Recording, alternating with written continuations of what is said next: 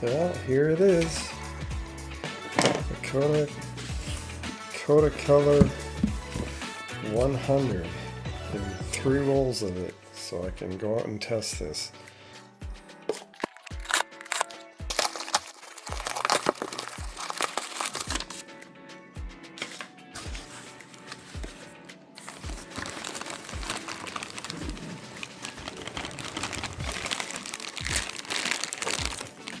And there it is, guys.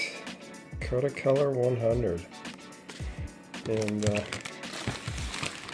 just put that right next to my other rolls. Got some ProImage here, some Gold 100, and the new Kodacolor 100. Hi everyone, welcome to another episode of Braxus Photography Fun.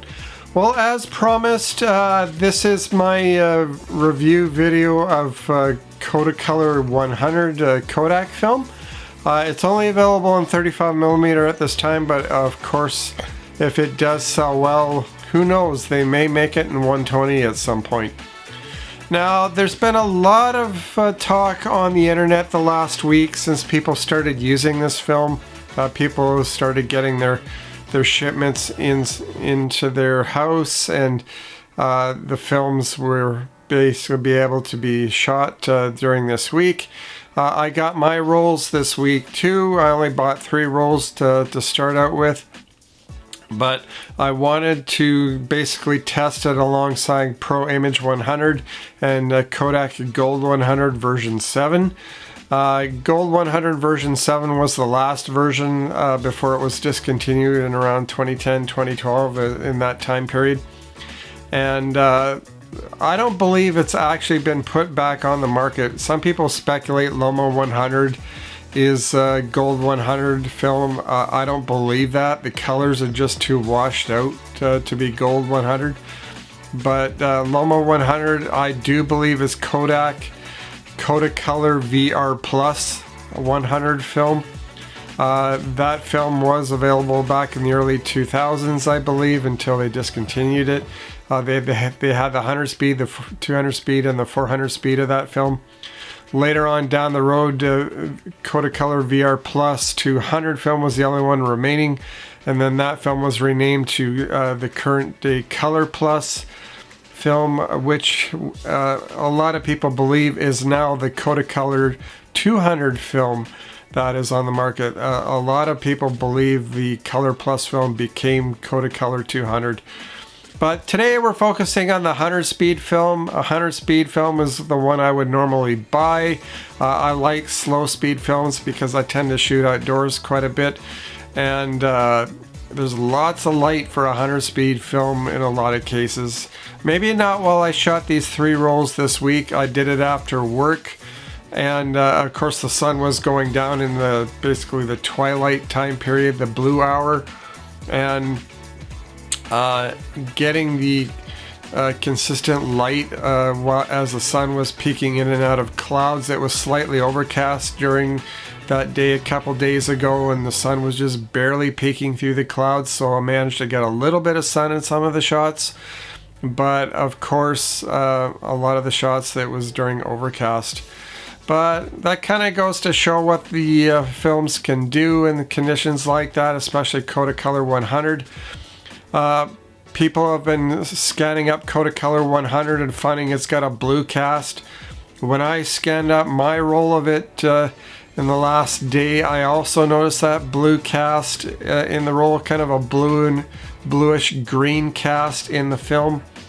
And I initially tried to set view scan to Kodak Gold 100 version 6, but I found it was just too washed out and very yellow looking, so I set my view scan to basically a generic color film, of course, and of course I'm getting a bit of a cooler tone tint out of it as a result.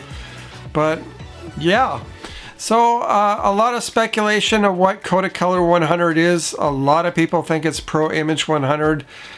Some comments I've read and heard about say it's not ProImage 100, nor is it Kodak VR Plus 100 film, which is Lomo 100.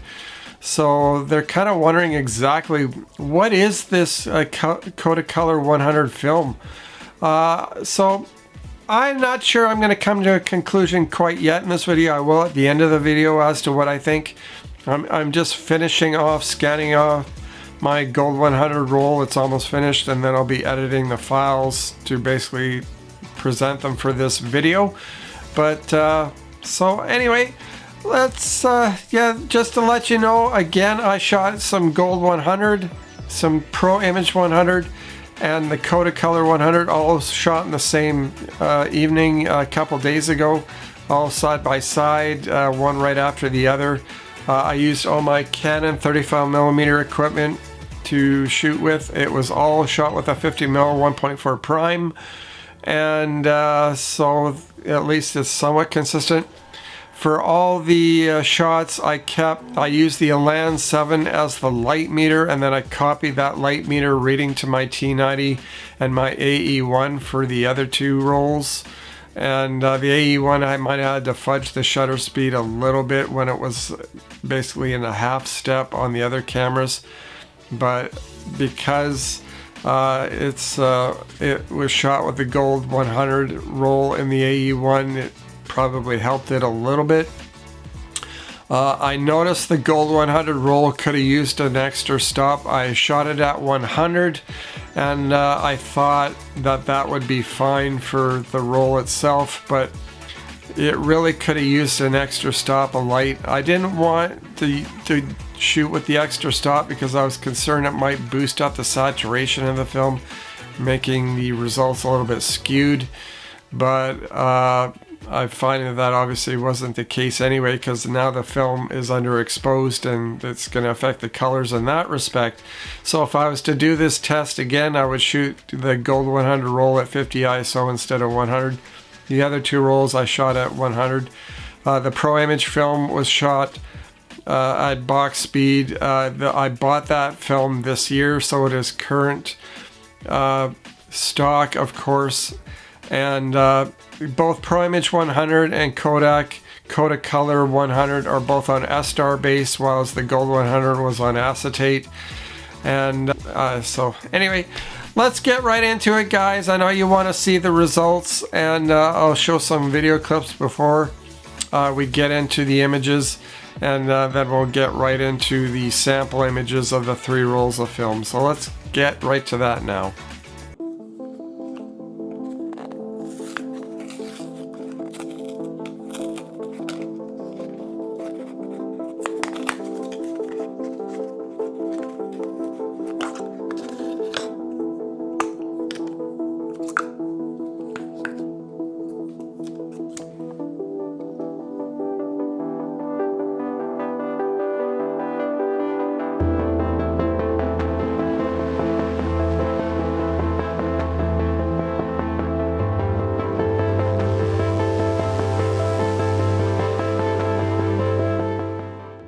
So I've got the 3 films on a light bed here, and you can see that there's really not a huge difference between these 3 films. The base is a little bit different on the Kodak Gold compared to the ProImage and the Kodacolor 100. The Kodak Gold 100 is obviously on an acetate base, whereas the ProImage 100 and the Kodacolor 100 are on a S-Star base. And the ProImage and the Kodacolor 100 are the top 2, and the Gold 100 is the bottom one. And as you can see, the exposure is not quite as thick on the Gold 100. That's probably because the film has aged.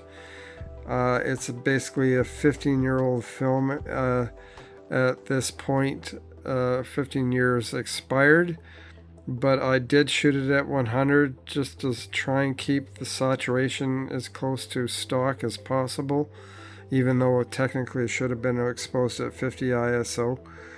But I thought I'd give it a shot with that film and just to see how it goes. But as you can see, the ProImage 100 and the Kodacolor 100 look almost identical in terms of the look of the negative.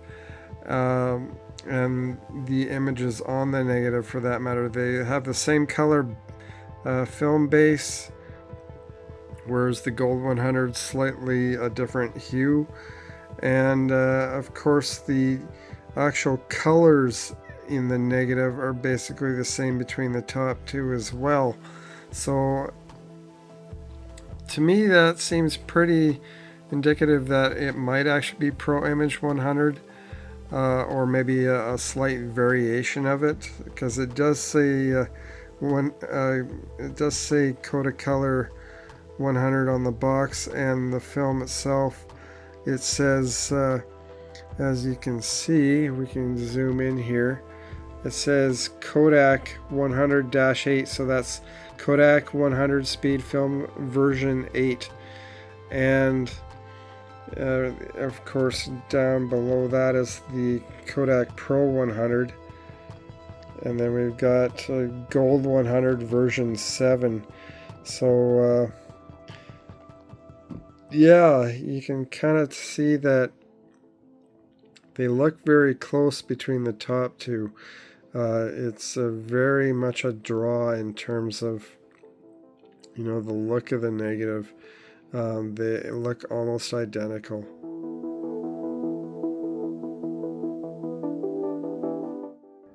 So I'm scanning up the Kodacolor 100 roll first out of the 3 that I'm doing, and right off the bat I noticed some color issues with the scanning, just as a generic file. I initially set the view scan color profile to a Kodak Gold 100 generation 6, which is technically what this film is probably closest to, and I was getting a very washed out look and a very yellow cast to the film itself. So I basically set the color profile to generic and just color negative, so there's no real profile with this film.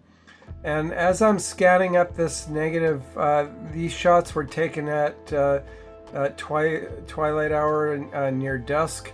The sun was going down, but there was still some sun to shine some light on some of these things. And I'm getting a very blue cast with the image. Now let's see what it changes to once it's finished with the file here. Okay, so now that it's set to generic, of course, now the blue cast is sort of gone away. You can still see a bit of blue in the background here, but the color is a lot better than it was before. I'm still getting a very washed out look to the image. There should be a lot more contrast in this image than one would expect, but other than that, it doesn't look too bad, really. I was expecting more color out of the pumpkins, being that there was a lot of color in these pumpkins. I'm wondering if maybe turning down the exposure brightness on the scans would help bring out some of the colors a bit better, but right now I'm just going to scan everything at 0 settings just to try and keep any influence in the files themselves from affecting the scan between film types. But let's continue on and see how this proceeds.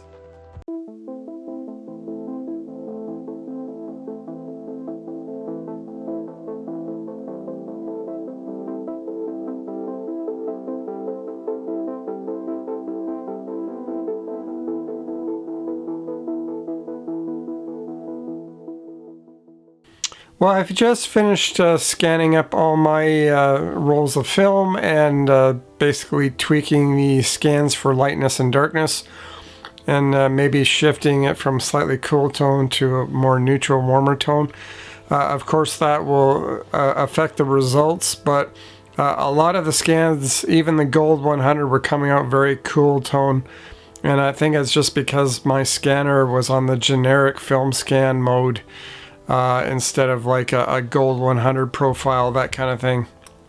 So the results will be a little bit skewed because of that. And because of this test, I'm thinking of doing another comparison with some Kodacolor 100 and some ProImage 100, and shooting those two side by side again, and actually getting the lab to scan it on their Noritsu scanner and seeing what they come up with. I couldn't get any conclusive results between these three rolls of film. They all look very, very similar to each other, and they're all based on the same look and technology of each other. Like ProImage 100 was based off a Gold 100, but with a slightly tweaked color balance and longevity of like a Middle Eastern type of film. Whereas Gold 100 was North American based in that case. And of course, Kodacolor 100, we still haven't quite figured out exactly what it is. It does look a lot like Gold 100 in that sense, but then again, it has a lot of similarities with ProImage 100 as well. Conclusively, I couldn't come to any conclusion looking at the scans that I came up with as to what film this really is. It does look more like Gold 100 than I thought it would, so there's a possibility of that. Based on the edge numbers on the Kodacolor 100 saying it's 100 version 8, that tells me it's a possibility. It could be a Gold 100 film, but version 8 of that. Maybe they tweaked the version 7 slightly to become version 8. Maybe they reverted back to a version 6 and earlier style of look and technology compared to version 7 of Gold 100, which was more of a very bright colors, that kind of thing, not so muddy looking as the version 6 and earlier films were. And maybe version 8 went back to that earlier look. I'm not 100% sure. I had another YouTuber that I just checked out say his Kodacolor 100 looked a lot like Gold 100 from the 90s and 2000s. There may be some truth to that. I'll have to shoot some more of this to be figuring out exactly what we've got here. I've got no more rolls of Gold 100 to test it against, so I can't conclusively come to that conclusion whether it is a Gold 100 variant. The thing that goes against the Gold 100 variant of Kodacolor 100 is the fact that Gold 100 has not been made for 10, 12, 13 years now. And Lomo 100 is basically Kodacolor VR Plus film. You know, that's a film based in the early 80s, and it was revised a little bit in the 90s and early 2000s to become the Plus version of VR.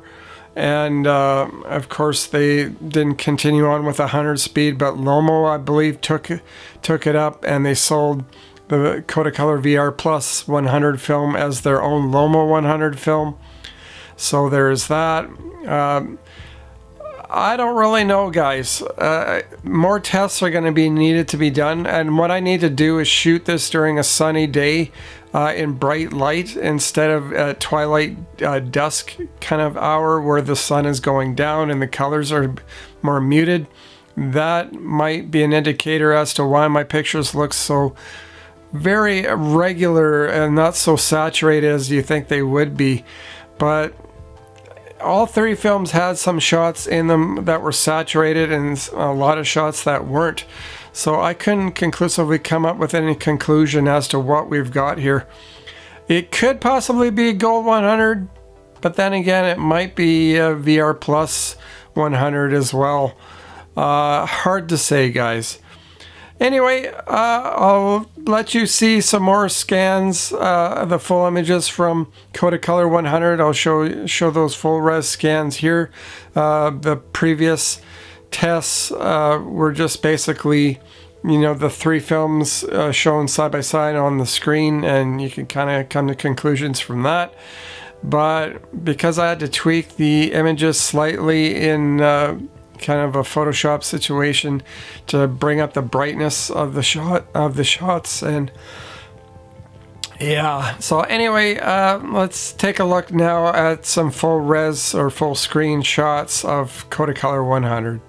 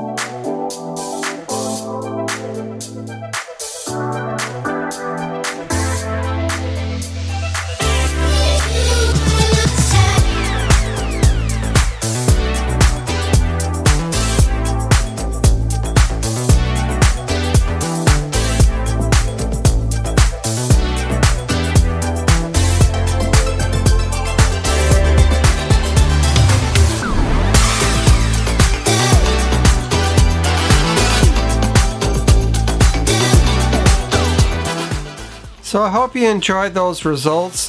This of course is not an elaborate test, it's just basically a test from what I was able to come up with shooting these 3 rolls of film. The films were all scanned on my PrimeFilm XAS film scanner, and all scanned at 10,000 DPI. So of course that gives some suggestion as to, you know, as to what kind of results I got. The scanner was set to generic color film scanning, and yeah. So anyway, I do have 2 rolls left of the Kodacolor 100 film, and I believe I have 1 or 2 rolls left of the ProImage 100 film as well. I do have a photo shoot with a lady and a friend that I'm meeting up with on the 18th. And so I'll be using my Kodacolor 100 roll for that as well. Maybe I'll post the results of that in the near future if you want to see some more samples. The sun is peeking in and out today. I might get out there today and try and shoot a second roll of Kodacolor 100 just to see what kind of results I can get off of that. I'm not going to be shooting any other rolls with it. I just want to keep to the 1 roll this time. We're starting to get our fall colors outside at this time, so I want to sort of take advantage of that and see exactly what kind of saturation with direct sunlight in the shots, how they would look on this film. So anyway, thanks for watching. Give me a thumbs up if you like. Leave me a comment in the comment section below to see what you think, and we'll see you next time. Thank you for watching.